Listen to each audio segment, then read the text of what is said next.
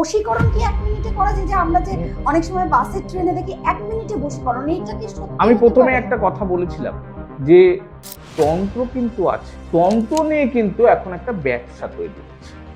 তুমি যদি আমাকে বলো যে কোনো একটা সেলিব্রিটিকে আমাকে বশীকরণ করে, আমি পারবো, সেটা কখনোই সম্ভব না। কখনোই সম্ভব। আমার কাছে একজন ভদ্রমহিলা এসেছিলেন এবং এইরকম একটি ঘটনা, উনি দেখলেন রাত্রিবেলা যে ওনার বালিশের তলায়, মাথার বালিশের তলায় একটা জবা ফুল রয়েছে আর 5টা সর্ষে, এমনি দেখতে পাচ্ছি, সাদা সর্ষে। মানে শোয়ার সময় বালিশটা তুলে দেখতে পাচ্ছি যখন সকালবেলা ঘুম থেকে উঠেছে তখন দেখতে পাচ্ছি। এইটা কেন করা হচ্ছে? নমস্কার, ভয়েস থেকে আপনাদের সকলকে স্বাগত জানাই। আমি রয়েছি মৌসুমী। দর্শক বন্ধু, আজকে যে বিষয়ের উপরে আমরা আলোচনা করব সেই বিষয়টা কিন্তু ভীষণভাবে গুরুত্বপূর্ণ একটা ব্যাপার। সেই বিষয়টা হলো তন্ত্র। অর্থাৎ এই তন্ত্র নিয়ে কিন্তু অনেকের কিন্তু অনেক কিছু জানার থাকে, অনেক প্রশ্ন মাথায় ঘোরাঘুরি করতে থাকে, কিন্তু সেই কারণেই আজকে শুধুমাত্র আপনাদের জন্য এই অনুষ্ঠানটার জন্য আমরা এই ভয়েস থেকে যে গেস্টকে আমরা পেয়ে গেছি তাকে সবার প্রথমে সকলে মিলে স্বাগত করি। তিনি আর কেউ না, তিনি হলেন শ্রীকালঙ্কর শাস্ত্রী। চলুন তাকে আমরা স্বাগত করি। নমস্কার দাদা। নমস্কার। অসংখ্য ধন্যবাদ আমাদের এই ভয়েস থেকে আসার জন্য। কারণ আমরা এই যে আমাদের ওপারে যে দর্শক বন্ধু রয়েছে, তন্ত্রের ব্যাপারটা নিয়ে কিন্তু অনেকটা জল ঘোলা হয়। এই তন্ত্রটা কি সত্যি? অ্যাকচুয়ালি তন্ত্র যে সাবজেক্টটা, এই সাবজেক্টটাকে নিয়ে এখন নানা রকম ভাবে জাগলিং করা হচ্ছে। আচ্ছা। এই জাগলিংটা শুরু হয়েছে বেশ কয়েক বছর, কিন্তু তার আগে যারা তন্ত্রের মধ্যে ছিলেন তারা কিন্তু এই তন্ত্রটাকে নিয়ে মানুষের সেবায় কাজ করতেন। এই মানুষের সেবায় কাজ করতে গিয়ে তারা এটাকে নিয়ে ভাবতেন, অরিজিনাল করতেন। আর এখন যেটা শুরু হয়েছে সেটা কিন্তু তন্ত্রটাকে নিয়ে একটা ব্যবসার জায়গায় যাওয়া হচ্ছে। কিন্তু তন্ত্র কিন্তু কাজ করে। তন্ত্র শব্দের অর্থ হচ্ছে দেহ বা মনকে ভালো রাখা। দেহ বা মনকে ভালো রাখা, সেটা কিভাবে? কিছু উদাহরণ দিই। হ্যাঁ। আমার জীবনের একটা ঘটনা বলি। ভদ্রমহিলা এবং ভদ্রলোক, তাদের একটি সন্তান, একটা মেয়ে আছে। ভদ্রলোক স্কুলের, প্রাইমারি স্কুলের টিচার। উনি যখন স্কুলে যেতেন তা ওনার মেয়েকে সাইকেলের পিছনে বসিয়ে উনি স্কুলে দিয়ে তারপরে উনি ওনার স্কুলে যেতেন। তা মেয়ের স্কুলে যাওয়ার সময় ঠিকভাবে গেছে, আসার সময় যখন ছুটি হয়েছে তখন আবার উনি মেয়েকে স্কুল থেকে তুলে নিয়ে আসতেন। এটা কল্যাণী, বাচ্চা মেয়ে, কল্যাণীর ঘটনা। তা হঠাৎ মেয়ে বাড়িতে আসার পর ওর মধ্যে একটা পরিবর্তন লক্ষ্য করা যাচ্ছে। কোনো কিছু ভাল লাগছে না, কাউকে চিনতে পারছে না। এটাও সম্ভব? এটাও সম্ভব। মানে কাউকে চিনতে পারছে না, উত্তেজনা তৈরি হচ্ছে, লাফালাফি করছে। একটা শান্ত প্রকৃতির মেয়ে, সে নানা রকমের চিৎকার আওয়াজ করছে, এমন কিছু কথাগুলো বলছে যেই কথাগুলোর সাথে ওদের কোনো মিল নেই। ভাবতেই পারছে না এই কথাগুলো ও বলছে। যাই হোক, এইভাবে 3-4 দিন যাওয়ার পর স্কুলে যেতে চাইছে না, কোনো কিছু না, কোনো রকম কোনো খাওয়া দাওয়ার প্রতি তার যে ইচ্ছা সেগুলো সব নষ্ট হয়ে গেছে। তো ওনারা বরাবরই আমার কাছে আসতেন, অন্য ব্যাপার নিয়ে এসেছেন বহুবার। তা আমার কাছে দৌড়ে আসলেন। আসার পর আমি যেটা দেখলাম, আমি কতগুলো জিনিস পরীক্ষা করলাম, দেখলাম। আচ্ছা, মানে তন্ত্রের মধ্যেও কি কোনো কিছু বিবেচনা করতে হয়? হ্যাঁ, অবশ্যই। আমি এটা কিসের জন্য হয়েছে প্রথম তো জানতে হবে, কেন হলো। আমি বললাম যে আপনি কি সেদিনকে রাস্তাটা চেঞ্জ করেছিলেন আসার সময়? বললেন হ্যাঁ, আমি ভিতর দিয়ে এসেছিলাম, সেখানে একটা ওই নিম গাছ, তার তলা দিয়ে আমাকে আসতে হয়েছে, এবং সেটা অনেক বড়। এটা নর্মালি কেউ এটাকে নিয়ে কিছু করে না। তা আসার পর থেকে কিন্তু এই ঘটনা, ভদ্রমহিলা যিনি আমার কাছে আসেন বা ভদ্রলোক মানে মুসলিম, আর ভদ্র মহিলা হচ্ছে খ্রিস্টান। আচ্ছা তাদের একটি মাত্র সন্তান। তখন আমি তন্ত্রের মাধ্যমে আমি দেখতে পেলাম যে ওকে কোনোভাবে অশরীরীয় কোনো শক্তি সেটা ওর উপর এফেক্ট করে। তার মানে সেটা কি নিম গাছের থেকে তলা দিয়ে আসার সময়। এবার এই অশরীরীয় শক্তি ওর মধ্যে ভর করার জন্য ও কিন্তু নানা রকমের সমস্যা তৈরি করছে। আচ্ছা একটা কথা আমি জানতে চাই, এই যে ভর যে করেছে তার মানে কি এর কারণে যদি ঠিক টাইমে আপনার কাছে পৌঁছতে না পারতো আর আপনি যদি ঠিকঠাক করে বিচার না করতে তাহলে তো সে বাচ্চাটি মারাও যেতে পারতো। এবার ঘটনা হচ্ছে এগুলোতে কি হয়, এগুলোতে বাড়াবাড়ির পর্যায়ে চলে যায় যখন, তখন কিন্তু তাকে প্রাণ সংশয় হতেই পারে। এবার সেই ক্ষেত্রে দেখা গেল কি, আমি যখন বুঝলাম যে হ্যাঁ এই ব্যাপারটা এরকম হয়েছে, তখন আমি ওকে এই তন্ত্রের যে একটু আগে তুমি যেটা বলছিলে যে এটার মাধ্যমে কোনো ভালো কাজ হয় কিনা বা তন্ত্র কোনো কাজ করে কিনা, এক্ষেত্রে কিন্তু তন্ত্র ছাড়া কোনো উপায় না। এই ক্ষেত্রে কিন্তু তন্ত্রই শেষ কথা বলে, এবং সেটা করার পর আজকে কিন্তু মেয়ে বিয়ের জন্য চেষ্টা করছে। তার মানে সে সুস্থ এবং স্বাভাবিকভাবে আছেন। যারা উনি হয়তো শুনছেন, হ্যাঁ, বা শুনবেন, আমি কিন্তু এটা করে এনে একদম মিরাক্কেল খালি নয়, এটার ঘটনাটা হচ্ছে কি, এই যে এফেক্ট, এই এফেক্টটা ওনার মধ্যে থেকে যদি কারোর মধ্যে আরো ছড়িয়ে পড়তো তাহলে কিন্তু সমস্যা তৈরি হতো। কেন ওই মেয়েটার মধ্যে এইটা হলো, এটার একটা জানার ব্যাপার আছে। কেন ওই মেয়েটার মধ্যেই আসলো কিন্তু অন্য কারো কাছে গেল। আমার একটা প্রশ্ন, যে তন্ত্র মানে আমরা বুঝি যে কারোর জানাশোনার মাধ্যমে কিংবা প্রেমটা ঠিক কেটে গেল, 10 বছরের বা 20 বছরের প্রেম হঠাৎ কেটে গেল, কিংবা কর্মের জায়গায় কেউ খারাপ করে রেখেছে তার জন্য হতে পারে তন্ত্রটা, বা হয়তো দেখা গেল বাবা মার সাথে বুনছে না, সেইটাও হতে পারে। যে কোনো একটা তন্ত্র মানে যে খারাপ সেটা কিন্তু নয়, তন্ত্র মানে অনেক ভালো সাইড রয়েছে। হ্যাঁ, তন্ত্রের মধ্যে যাবো, বশীকরণ একটা রয়েছে। হ্যাঁ, বশীকরণ কি 1 মিনিটে করা যায়? যে আমরা যে অনেক সময় বাসে ট্রেনে দেখি 1 মিনিটে বশীকরণ, এইটা কি সত্যি? আমি প্রথমে একটা কথা বলেছিলাম যে তন্ত্র কিন্তু আছে, তন্ত্রের কাজ হয় ঠিকভাবে। তন্ত্রের কাজ করলে কিন্তু তন্ত্রের কাজ হয়, কিন্তু তন্ত্র নিয়ে কিন্তু এখন একটা ব্যবসা তৈরি হয়েছে। এই ব্যবসা যারা করছে তারা কিন্তু এই তন্ত্র সাধনার উপর একটা মানুষের অবিশ্বাস তৈরি করছে। একদম এইটাই হচ্ছে একদম, এই যে 2 মিনিট 5 মিনিটে বশীকরণ, এটা কিন্তু সম্ভব নয়। তাহলে কতটা দিন লাগে একটা মানুষের কাজ সম্পূর্ণ হতে? একটা জিনিস হচ্ছে আমাকে জানতে হবে। দেখো, তুমি যদি আমাকে বলো যে কোনো একটা সেলিব্রিটিকে আমাকে বশীকরণ করে, আমি পারবো, সেটা কখনোই সম্ভব না। তন্ত্রের বশীকরণের ক্ষেত্রে কতগুলো লজিক আছে, সেই লজিকগুলো মেনটেন করতে হবে। আজকে সম্পর্ক রয়েছে, কারোর সাথে কারোর সম্পর্ক রয়েছে, যেমন চিনতে লাগবে মানুষ না। সবার প্রথম হচ্ছে আত্মার যোগাযোগ।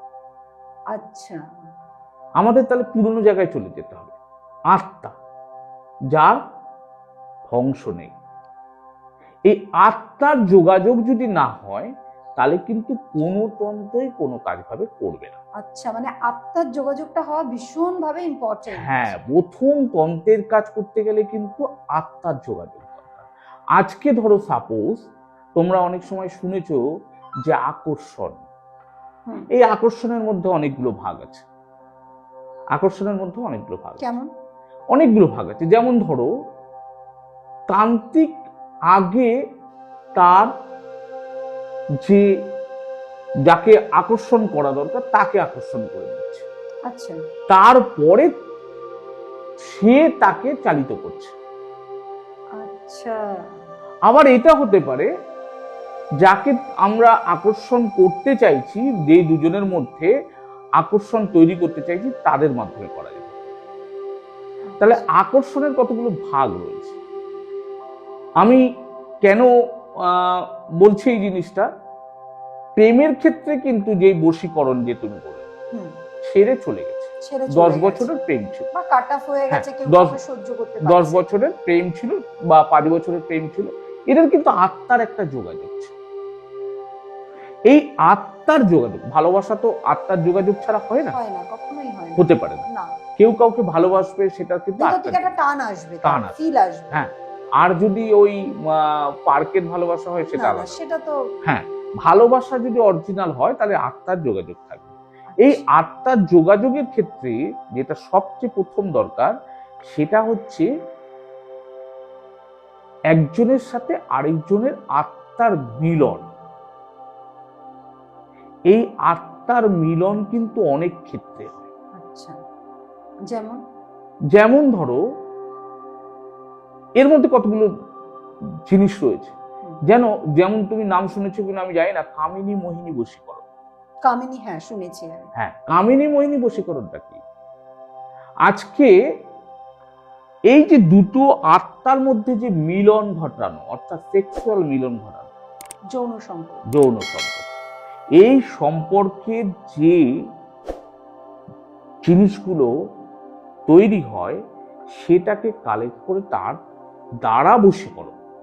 আচ্ছা, দেখবে অনেক ক্ষেত্রে এরকম হয় যে একটু ইনসিকিউর ফিল করছে, তখন তারা কি করে, ওই কামিনী মোহিনী বশীকরণ করে নেয় যে এই যাতে আমাকে ছেড়ে না যেতে পারে, মানে একদমই আমার সঙ্গে যেন থাকে।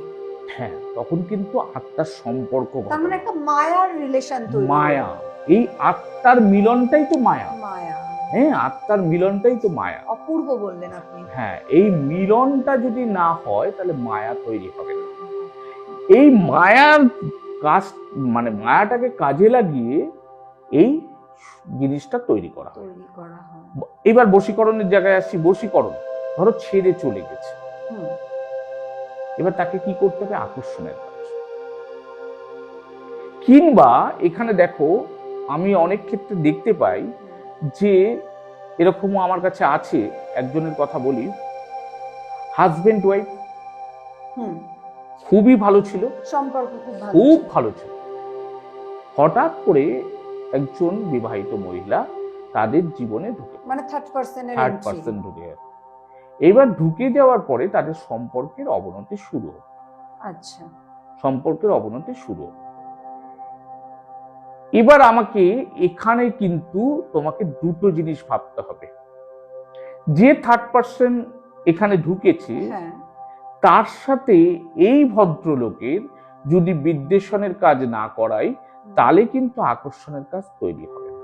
আচ্ছা, তাহলে দুটো আত্মা যারা এই মুহূর্তে মিলিত হচ্ছে, তাদেরকে যদি আমরা দূরে সরিয়ে না দিতে পারি, তাহলে ওই যে শুভ আত্মাটা যে অপেক্ষা করছে, তার সাথে আমি মিলন করাতে পারবো না। এই ব্যাপারে তোমাকে আরেকটা কথা বলি। আমার কাছে একজন ভদ্রমহিলা এসেছিলেন এবং এইরকম একটি ঘটনা, উনি দেখলেন রাত্রিবেলা যে ওনার বালিশের তলায়, মাথার বালিশের তলায়, ভদ্রমহিলার মাথার বালিশের তলায় একটা জবা ফুল রয়েছে আর 5টা সর্ষে রয়েছে। এমনি দেখতে পাচ্ছে, সাদা সর্ষে, মানে শোয়ার সময় বালিশটা তুলে দেখতে পাচ্ছে, যখন সকালবেলা ঘুম থেকে উঠেছে তখন দেখতে পাচ্ছে। এবার এইটা কেন করা হয়েছিল? দেখো, এই যে হাজবেন্ড ওয়াইফ যারা ছিলেন, তাদের মধ্যে একটা বিদ্বেষণের কাজ করানো হয়েছিল, দুজনের মধ্যে একটা ঝগড়া, কেউ কাউকে কেউ কাউকে সহ্য করতে না পারে, মানে কথায় কথায় ওদের মধ্যে একটা না কিছু লেগে যায়। আর ওই থার্ড পার্টি যিনি ছিলেন, তিনি যাতে পরিষ্কারভাবে ঢুকে পড়তে পারেন, এবং তার জন্য তিনি আকর্ষণের কাজ করছেন। আচ্ছা, এটা তার মানে আকর্ষণের কাজের। এবার বিদ্বেষণ আগে করিয়ে নিয়ে তারপরে আকর্ষণের কাজ, মানে ছাড়াছাড়িটা আগে প্রথমে করিয়ে নিয়ে তারপরে আকর্ষণে অ্যাট্রাক্ট হওয়ার জন্য। একদম তাই। আচ্ছা, এটা যখন তিনি আমার কাছে আসেন এবং তিনি আমাকে পরিষ্কার সব খুলে বলেন, আমি তখন বুঝতে পারি এটা বিদ্বেষণ করিয়ে তারপরে আকর্ষণ করা হচ্ছে। তারপরে যাই হোক, আমি এটার জন্য আমাকে মায়ান থেকে কাজ করিয়ে আনতে হয়েছিল, বা তার মানে মায়ানে গিয়ে আমি কাজ করেছিলাম। যে থার্ড পার্টি, এবার ওয়াইফ যখন এসে বলবে যে এরকম এরকম সমস্যা, তার মানে সেখানেও একটা কাজ করে তাকে এবার কাট অফ করানোর দরকার। এবার এবার থার্ড পার্টি যে সবচেয়ে সমস্যা, অনেকগুলো সমস্যা হয় এই ক্ষেত্রে। যেমন ধরো, এই যে মানে জবা ফুল, 5টা সর্ষে, এই ভদ্রলোক এটা ক্যারি করেছিল। আচ্ছা, তার মানে উনি পুরোপুরি ভাবে একদম তার প্রতি একদম ক্যারি করেছিল, মানে ক্যারি করে ওনার বালিশের তলায় রেখেছিল, তার ওয়াইফের বালিশের তলায়।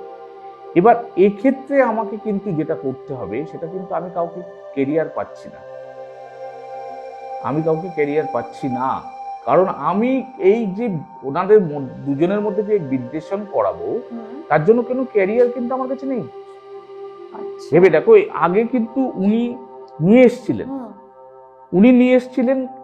নিয়ে এসে বালিশের তলায় রেখেছেন, কিন্তু আমার কাছে কোনো ক্যারিয়ার নেই, কিছু নেই তো। আমি তখন কি করলাম, মায়ানে গেলাম।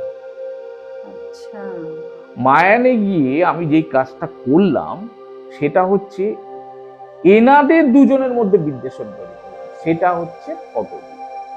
আর আমি একটা ইউজ করা জিনিস পেয়েছিলাম। তার মানে তার সাথে যাতে সম্পর্কটা একদম ভাবে ব্রেকআপ হয়ে যায়, এবং তার যখন করলাম, করার পরে যখন দেখলাম যে বিদ্বেষণ করব কিভাবে, বিদ্বেষণের আগে দেখছি যে উনি যে আকর্ষণের কাজটা করেছিলেন বা বশীকরণের কাজটা করেছিলেন, সেটা সম্পূর্ণ কামিনী মোহিনী বশীকরণ করেছিলেন। এই কামিনী মোহিনী বশীকরণ করার জন্য ওনারা যতবার ফিজিক্যাল অ্যাটাচমেন্ট করছেন, সেটা বেড়ে যাচ্ছে।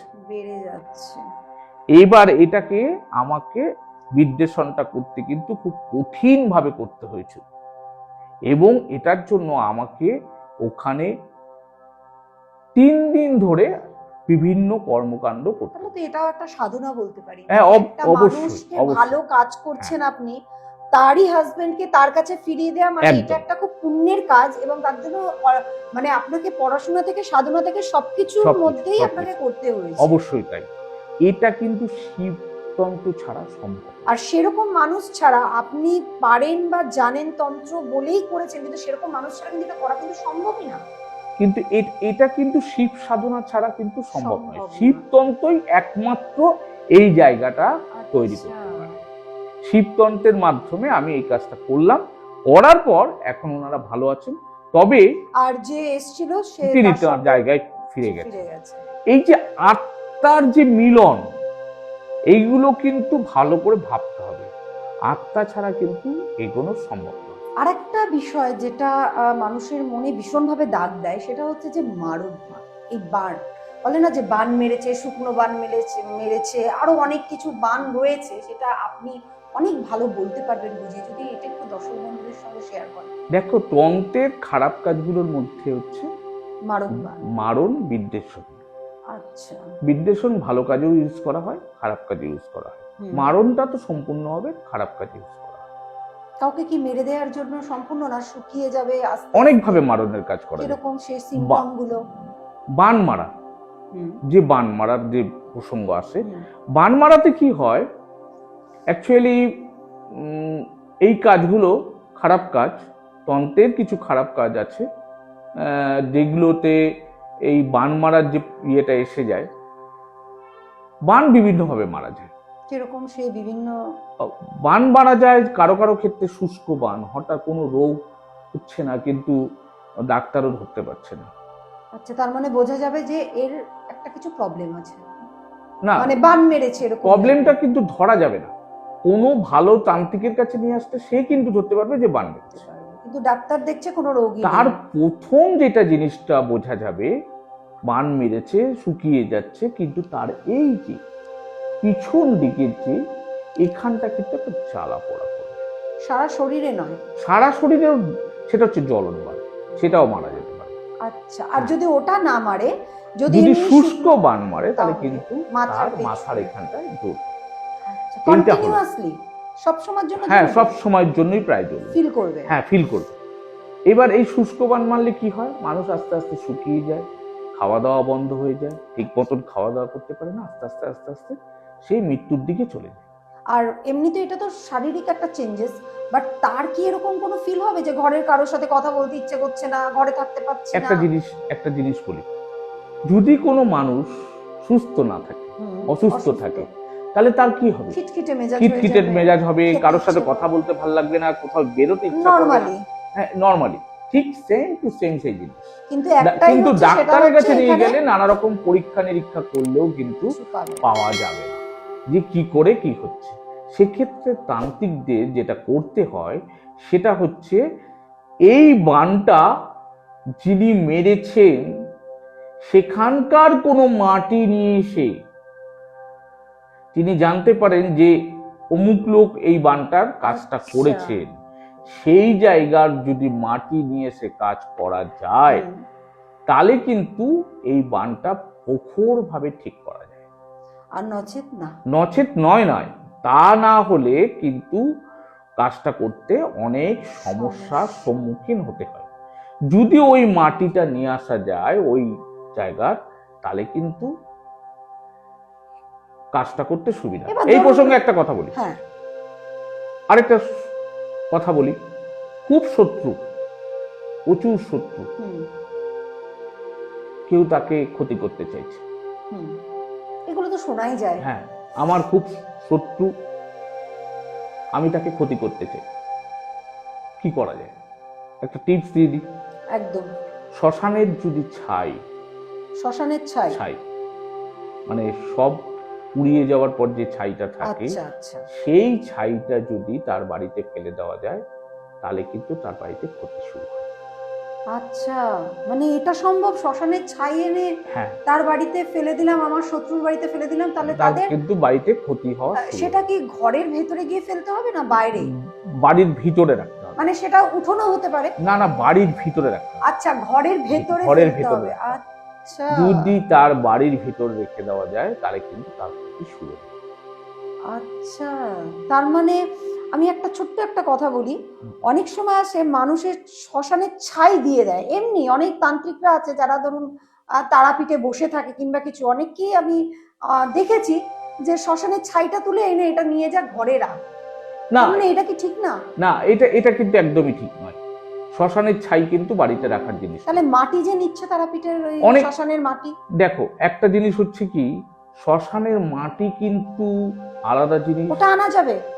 এইগুলো কোনো কিছুই বাড়িতে রাখা ঠিক নয়। আচ্ছা, এগুলো কোনো কিছুই বাড়িতে রাখা ঠিক নয়।